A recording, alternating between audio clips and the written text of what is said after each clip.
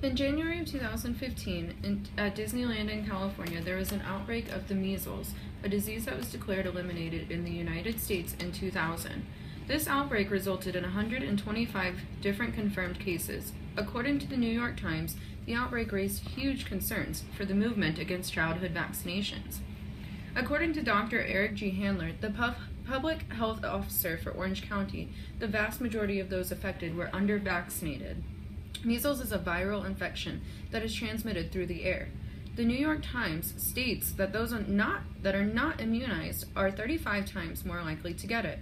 This extreme outbreak of measles could have been prevented if people listened to healthcare professionals and vaccinated themselves and their children. The Center for Disease Control recommends getting 29 doses of 9 different vaccinations for children ages 0 to 6 years old.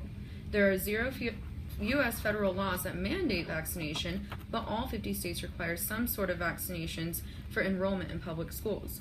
But some parents are still opting to not vaccinate their children due to religious or other personal reasons. This fuels the anti-vaccination movement.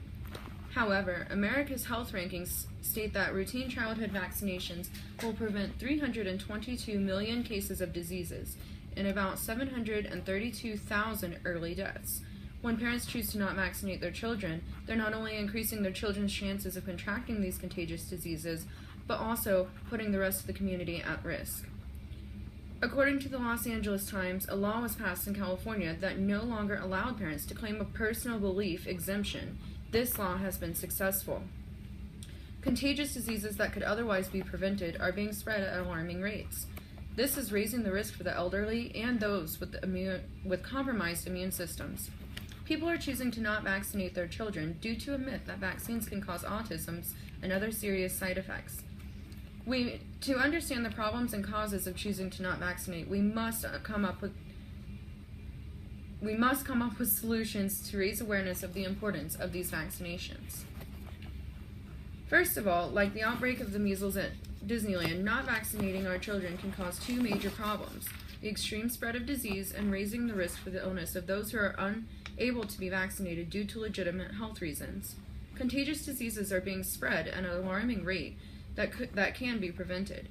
The Verge states that at least 103.1 million children in the United States have avoided contracting life-threatening diseases since 1924. According to Dr. Gilberto F. Chavez, the Deputy Director of the California Center of Infectious Diseases, many more cases of infectious diseases will continue to rise unless people take measures to prevent them. Therefore, under-vaccinated children are raising the risk for the elderly and those with compromised immune systems and causing them to get preventable illnesses and diseases. The New York State Department of Health shares that those who are pregnant, have compromised immune systems, or have leukemia or other cancers rely heavily on the community to provide them with immunity. As stated by the New York Times, the risk of spreading a dangerous preventable disease rises substantially when there's an outbreak among the population less than 95% vaccinated. However, the spreading of these contagious diseases can be prevented by these vaccinations. There are 2 main causes as to why people are choosing to not vaccinate their children. 1, because of a myth that vaccines can cause autism, and 2, because they may cause terrible side effects. This also jump-started the anti-vaccine movement. People are choosing to not vaccinate their children due to a rumor or a myth that it can cause autism. But according to the New York Times, a study of more than 95,000 children confirmed there is absolutely 0 scientific link between autism and vaccines. Despite the findings, children are still not being vaccinated due to their parents believing the myth and choosing to not vaccinate.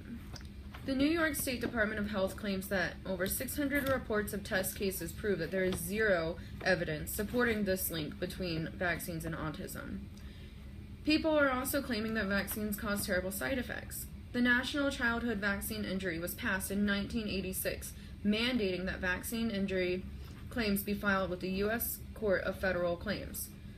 85 to 90% of the vaccine adverse event reporting system reports are for mild adverse effects, and the other 10 to 15 are for serious adverse events that may or may not have been caused by vaccines.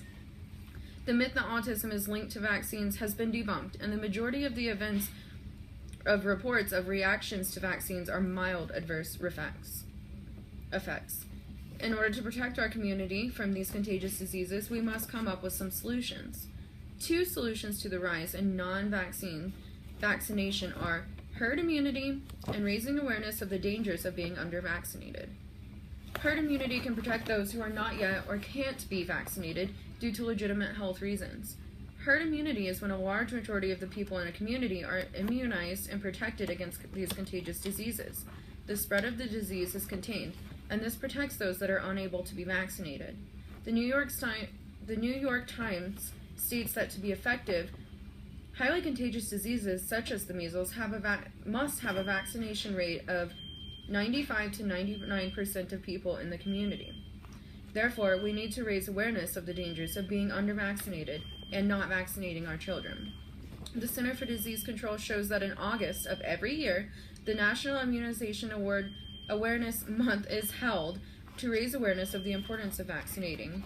This is great for communities to spread awareness in the importance of preventing these extreme diseases and encourages people to vaccinate their children, as well as check that they themselves are up to date.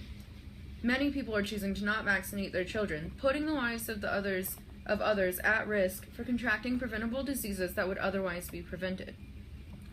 Today we discuss how some are believing debunked myths to base their reasoning for not vaccinating their children, how this is affecting others, and also some ways we can raise awareness on vaccinations. Understanding the problems and causes of choosing to not vaccinate your children is crucial to developing the solutions to raise awareness on just how vital these vaccinations are. It's up to us to ensure that our generation and the next is protected from preventable diseases. Contact your local and state representatives to urge them to follow California's footsteps in passing a law that students must be immunized to attend public schools.